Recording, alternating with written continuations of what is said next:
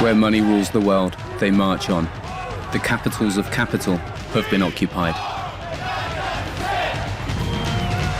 We don't need to change the system, the politicians. We need to change the political system.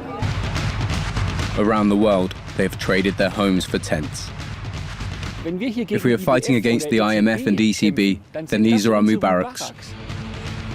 A global movement has emerged which doesn't want to pay for this crisis.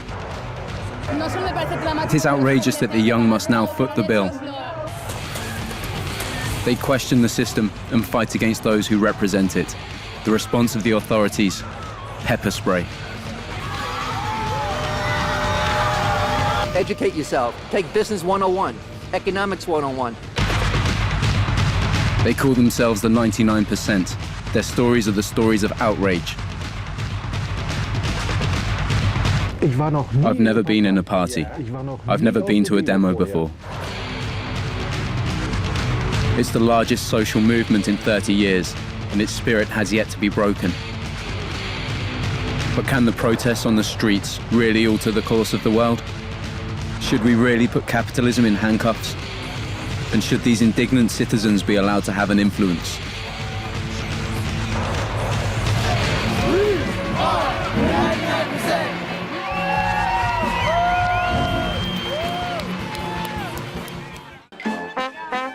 Occupy Wall Street celebrates its 2-month anniversary with a march on the New York Stock Exchange, right up to the police barriers. The stock exchange traders are disrupted on their way to work.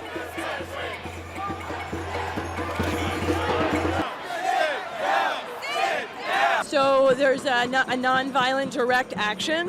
So people who are trained in nonviolent direct action are actually lying on the street, and they're going to be told that they are going to be arrested, and then they will proceed with that, like staying in that space. 48-year-old communications instructor Suzanne has been involved from the beginning of the Occupy Wall Street movement. She feels as though the movement is a liberation.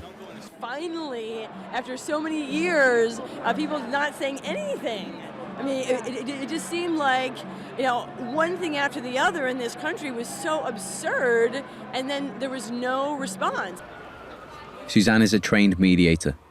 She settles disputes amongst activists and local residents on behalf of the Occupy Wall Street movement. She also acts as a go-between when there are clashes with the police. It all started here in Zuccotti Park. Several cases of police violence have brought tremendous support for the movement. The whole world has watched incidents on the internet, like this pepper spray attack on peaceful demonstrators. The sleeping bags of a few dozen outraged citizens are transformed within a few days into a tent city. The camp is a reflection of society. Individual groups take responsibility for a hospital. A large kitchen offers 3 meals a day. There is a library, a press office, and a financial group managing the donations and proceeds from the sale of printed T-shirts and badges. Much like having an office job in a mosh pit, it requires a lot of leg room to keep on top of receipts and, staying accurate. Food is also being donated. Teleliberatos Pizzeria delivers up to 300 pizzas daily to the Wall Street protests. They asked me if I have online ordering and if they could put my restaurant's phone number on their Twitter page to accept, deliveries on behalf of people, and I said, sure, why not? They now get orders from around the world. From all over the country, and we've had a lot of orders coming in from Europe, from England, Germany, Spain, Italy, Greece, and actually a couple orders from France. The police have banned megaphones in Zuccotti Park. The response of the activists? A human megaphone. Anybody would like to shower? We amplify each other's voices. We amplify each other's voices. No matter what's said. No matter what's said. So we can hear one another. So we can hear one another. But also Hand signals of approval or rejection have been developed so that speakers are not interrupted by heckling. But the dream of the self-managed grassroots democratic tent city in the middle of Manhattan ended with the eviction of the camp. Only after a legal tug-of-war have the activists been allowed back into the park. At the entrance, it now says that tents are prohibited. Suzanne welcomes friends, asking who has been injured or arrested. She says that the evacuation of the camp was inevitable because of increasing internal tensions. The whole meme of occupying, we had to transform it to our next step. I mean, that was important when we did it, but now we have to create something else. Despite the cold and rain, the protesters are determined to stay. It's not over. We'll last here until we're ready to leave. The uprising of the protesters has not stopped with the clearing of the tent camp. Instead, the movement has continued to grow internationally. Frankfurt, the German financial capital, home to all major German banks. The European Central Bank now has to save the euro. In a park in front of the ECB, the Occupy Frankfurt movement has set up camp. About 50 protesters live here and are ready for the long haul. They use the Arab Spring as their model. What has been identified in Tunisia and Egypt and the Arab Spring is that history can be made from the bottom again. The squatters in Frankfurt prepare themselves for a long winter. The wooden pallets are designed as a tent floor because it's so cold outside. If we are fighting against the IMF and the European Central Bank, then these are our Mubaraks. These are the people who oppress us by imposing austerity regimes. The lines of connection are so clear that at any rate, I would say that there is a kind of mutual inspiration between our cause and theirs. In a disused military tent, the connection to the other 2,500 Occupy movements around the globe is kept alive. IT specialist Thomas Drillich keeps track. The IT unit was at home in my kitchen. I've also bought my own equipment. 2 computers in this room are also mine. But yes, most of it is donated. The main task here in the IT tent is to link the camp with the world. One of the most important issues is to build a team of interpreters to create links not only within Europe, but also internationally. Sometimes the European bankers come down from their buildings to where the protesters are. Usually they don't want to talk much, at least not in front of their colleagues. Everyone can just say what they think about, so it's free to work hard and let's see what happens. Just what will happen remains to be seen. Despite the difficulties, the protesters in Frankfurt are working against the power of the banks. It is the fight of David against the all-powerful Goliath. Stefan Hessel is the initiator of the indignant movement. His pamphlet, Outraged You, is in part directed against predatory capitalism. He was born in Berlin, was a member of the French resistance, survived the Buchenwald concentration camp, and was co-author of the Universal Declaration of Human Rights. The governments are now so inhibited by their debts that they cannot adequately defend themselves against these awful financial and economic powers. Therein lies the danger. This is what's causing people to be up in arms.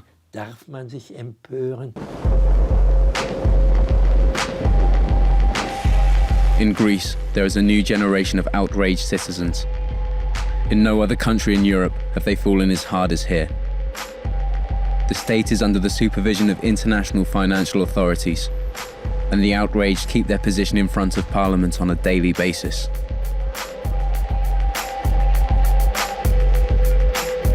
One of the protesters is Marios Hadjithamianos. He belongs to the network, Real Democracy Now! Marios and other outraged Greeks were forced to vacate their tents outside Parliament 4 months ago. Today they are emboldened by the fact that their protest is part of an expanding global movement. We're trying to get inside the webpage that will actually connect us with almost 30 cameras from 8 countries, and most of them from the United States, because today in the United States is the US Day of Rage. So they're actually doing the same thing there, and we're trying to establish the live feeding. The protest is no longer comprised of a few disgruntled leftists. It now has a broad base of supporters. Marios works as a mediator between many groups and interests, but also tries to maintain a common goal. Although there is no official leader, people like Marios help to coordinate the movement, domestically and internationally. Simultaneously, all around the globe, we've established the same system because we were connected through the live feeding and webcams. So actually, we helped them and they helped us to establish this whole idea in terms of structure, ways of communication, and to bring the whole world down to the final question with this, which is actually if you are willing to take our faith in our own hands. There are also people in Greece for whom the protests are taking too long. Angelos Sikaras is an entrepreneur travelling with 2 business partners. They consider the demonstrations to be inefficient and propose new ideas. They believe that potential is being lost through protests. For them, it's about creating more practical solutions. Go back to our villages and start working to our farms, and when slowly companies will be created, and we will have a different economy will start. Also internet plus other innovative things. We can do things, and I believe that we can succeed because as people, I believe in Greek people. I believe in us. Author and provocateur Gerald Hurhan lives in Vienna.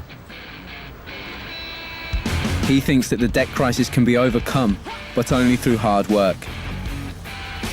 In his latest work, Antidote, he calls on young people to change the way they think about money. The 68 generation had a clear goal. No war, no weapons. When today's generation goes out to demonstrate, it has no objective whatsoever. In France, young people actually protested against the raising of the pension age, which in plain language means that they don't want pensions. Because if the pension age isn't raised, there will be nothing left over for young people. In other words, the people going into the streets should think first about what they want, not that the organisers of Occupy Wall Street know anyway. Gerald Hurhan has made millions in real estate and the stock market. He likes to call himself an investment punk, not because he wants to rebel against the financial world, but because of the way he tries to benefit from it. The only way to fight back is for people to educate themselves economically, to become entrepreneurs and plan their careers properly. Today, many young people spend time relaxing, shopping, and accumulating debt. These things will not help you to be a winner, and it won't help you to be heard. For a long time, the Spanish have tried to get their voices heard. These scenes of celebration at the Carnival in Barcelona are now a distant memory.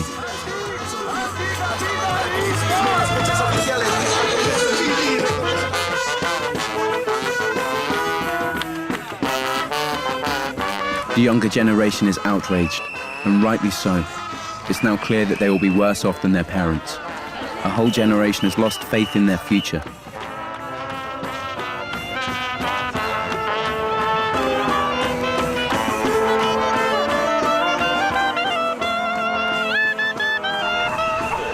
People have flocked to this demonstration in Barcelona from all over Catalonia. They protest about youth unemployment, social division, and their distrust of an incompetent political elite. There are very clear demands. Firstly, the amendment of electoral law. The current electoral system is discriminatory. It gives small parties almost no chance. There is also high unemployment amongst the young, which must be tackled. Another point is the situation with homeowners who have lost their homes to the banks, but are still in debt. This must also be changed. The young were previously regarded as apolitical, but the crisis has forced them to act. Today, they feel that their dignity has been lost. The pressure of the financial and political situation has become too great, and despite all appearances, they don't feel as though they belong to society. Laugh about what depresses you has become their motto.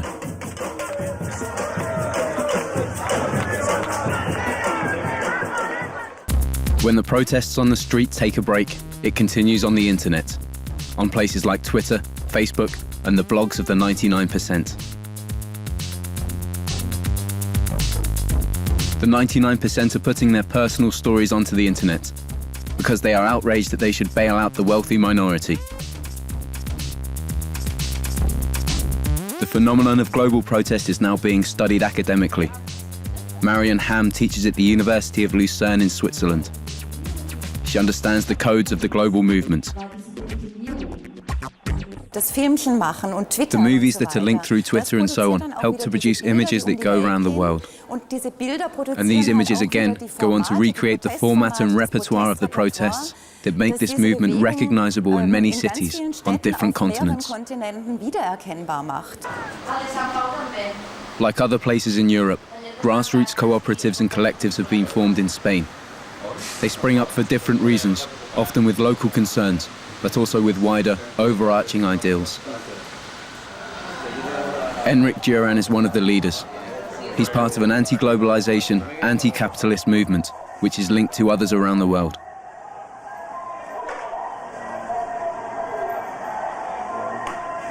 Enric came to prominence with a sensational stunt.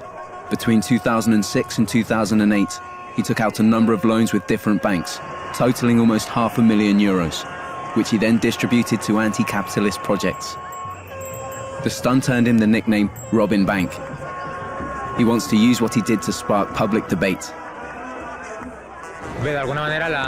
After my first arrest, I've gotten to know a new environment. I had the opportunity to talk with many people about their problems. After that, I established platforms and cooperatives, which aim to give people a fair chance. We're trying to create alternative models to the current economic system. The exchange of goods and services, the self-financing in health and education are the cornerstones of our reforms.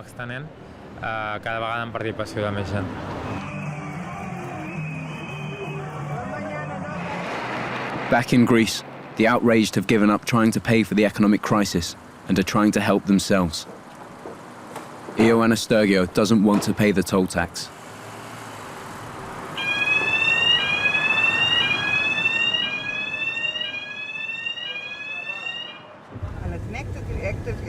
They put temporary taxes on our income and also a property tax to our electricity bill, which we're not going to pay. And I don't think that all these taxes that they make us pay are going to save Greece. They need to find different political solutions for the colossal debt that we have.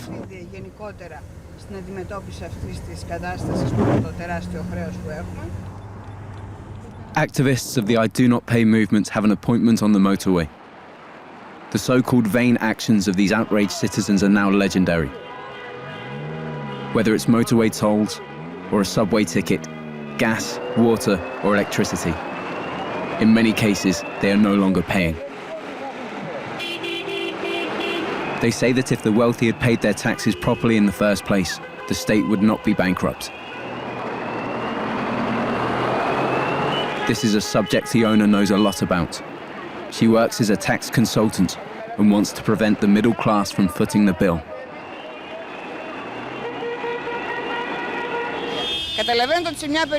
We live in an area where we have no other way than to go through these national tolls, to go to our jobs, to take our children to school, and to go shopping. We need to go through these national tolls, which are very expensive. But we need the equivalent of 2 or 3 monthly paychecks just to pay for them. The police leave them alone. There's simply too many to arrest them all.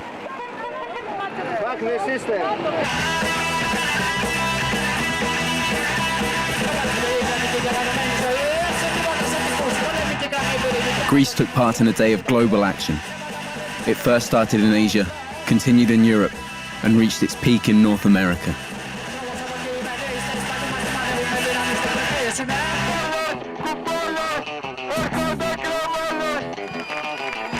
Hundreds of thousands of people are on the streets. They have no political power, but they are united with their demands. Are we going to make a political stand that will take in the first place citizenship all over the globe? And after that, we will find out what kind of politics we want to deal with. Okay. But you need to understand that for the past 20 or 30 years, politicians all around the globe were under the influence of economical factors or business factors, and we never felt like there was a politics over for the people. Since they cannot directly change big politics, they start at home. Every week brings together delegates from different districts in front of Parliament. Through their meetings and activism on the internet, they set up kindergartens, tutoring, care for senior citizens, and food for the poor. It is grassroots democracy in miniature.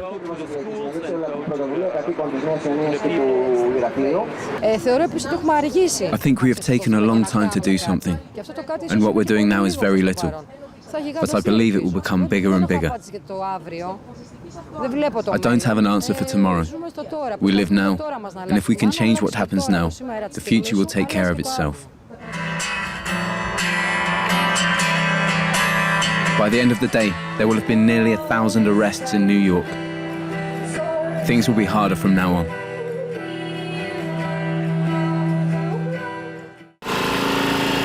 Zuccotti Park is cleared, and the last remaining stalwart is taken to hospital for hypothermia. These are the remains of the public library. The kitchen and the press center have also disappeared. It's a work in progress. It certainly helps to have a physical space, but there are other ways that we will regroup and make ourselves stronger and continue the organizing. The ideas which Occupy Wall Street have put out into conversations around this country and also around the world, we are the 99%. Those ideas continue. The sociologist Jeffrey Goldfarb shows his students how grassroots democracy took hold here. I think actually it has had its greatest success. That means that it indeed put the question of inequality on the American political agenda. The lack of leadership figures, the lack of clearly defined political objectives, the myriad issues raised. All this has not weakened Occupy Wall Street in light of the eviction. The challenge is now to find a way to rechannel the revolutionary energy. By the afternoon, Zuccotti Park is full of people. As the number of policemen in riot gear around the park increases, so does the tension. Suzanne, the communication coach from Brooklyn, tries to diffuse situations as a mediator. She fears that an activist on the tree could give the police reason to intervene. Shortly after, there are clashes with the police, and further arrests are made. Suzanne records the name of each detainee taken to jail, so that no activist gets forgotten in prison. They called these the tombs because they're small jails in the basements. And people who have been arrested in the last 3 days are being held there, and they're slowly being arraigned and let out. So when they come out, we give them a big hug and give them lots of love and, you know, whatever they need emotionally, you know, we connect with them and just, you know, we support them. It gets cold and dark at Zuccotti Park. It's the first General Assembly of the activists after their chaotic eviction. While they hold out in the rain, a few blocks further away, plans are being made for the future. Several activists meet in groups in the public foyer of a German bank, which is located directly on Wall Street.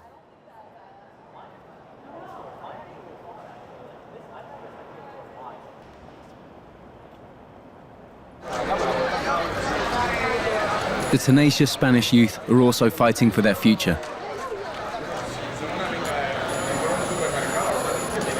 The crisis in academic life and the rigid austerity measures have led to the emigration of thousands of well-educated Spanish youth. The protesters formulate new goals, but there are fears that the government could move too quickly for them to implement their agenda.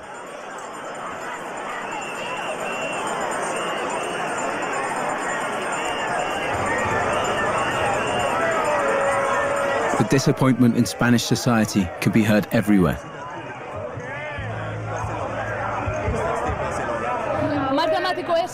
I find that the poor have to pay for something which they cannot afford.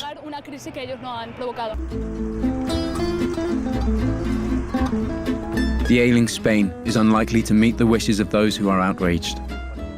The country is overwhelmed by an horrendous budget deficit, and the state has no money for social support.